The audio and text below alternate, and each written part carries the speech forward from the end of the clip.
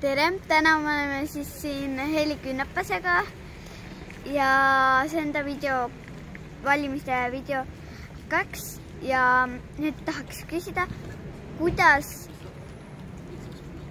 saab Eesti rikkaks teha? Mille pärast, mille rikkaks? Mis rikkaks? Lasterikkaks. Lasterikkaks.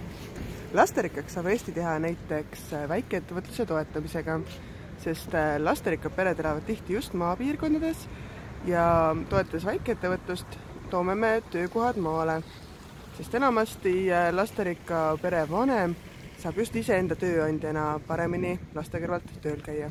See oli teist väga hea vastus ja täname teid selle vastuse eest.